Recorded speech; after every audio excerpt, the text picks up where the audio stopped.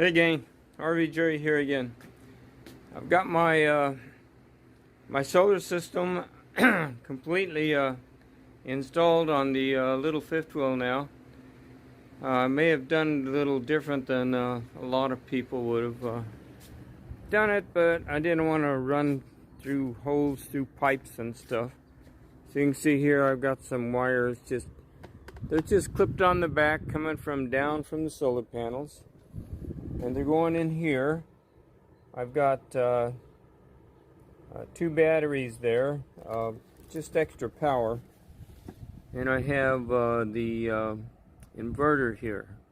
So my two wires are going on the inside, along with two battery wires that are coming out here and charging the batteries. These are the two wires charging the batteries. Take you inside.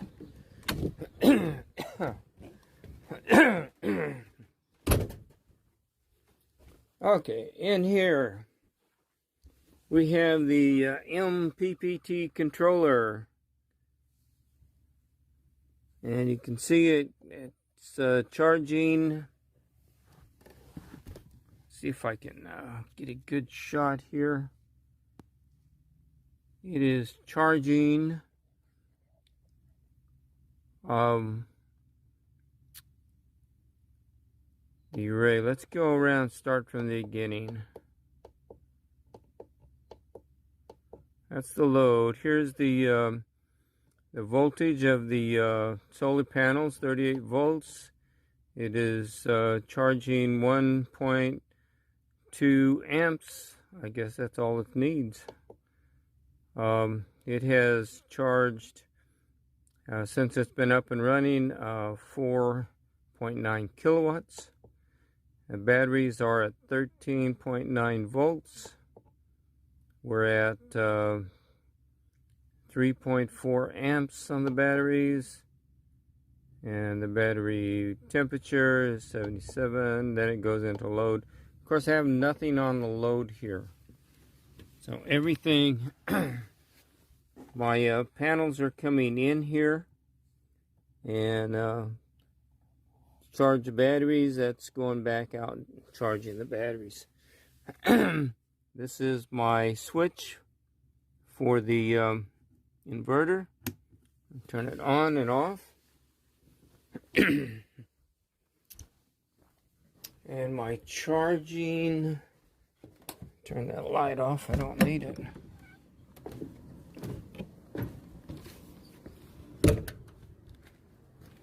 Okay, my other wires are going, this is the original battery, and all those thick wires are going back to the control panel. These two wires here, I wanted some 12 volt coming from the back, so that is connected to those other two batteries back there. I have another one being charged, so that is going through this heavy cable here. Don't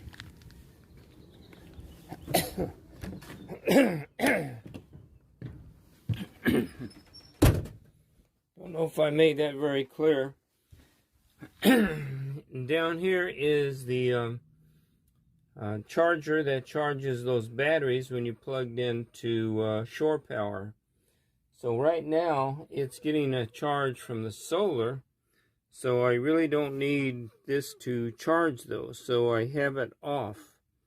But if I wanted it on, I would turn that on and turn the inverter on, and then that would be charging it. So there we are, we're all connected. So solar's up. It's enough for me.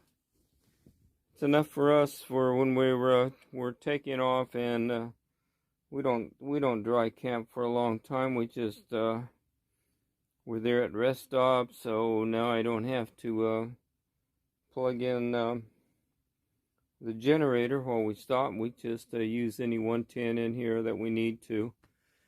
I've tested it out. That's a 1500 watt inverter, so it'll run a coffee maker, it'll run the microwave, but like all, it doesn't run the air conditioner, so that's not going to happen. You're going to need the generator for that. So that's it. That'll keep this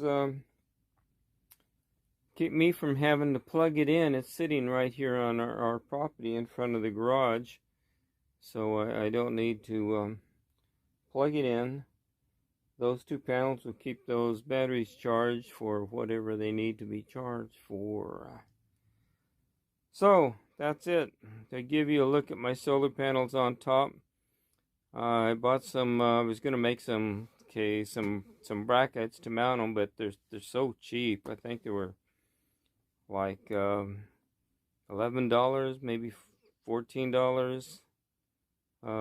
Yeah, there wasn't much at all, and they fit right on the solar panels.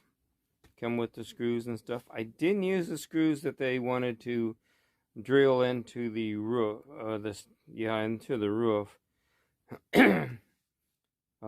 They had self-tapping metal screws to go in, but that's not metal up there. I got some wood screws and put in there. So let's see what else. And they're only about an inch, an inch long. So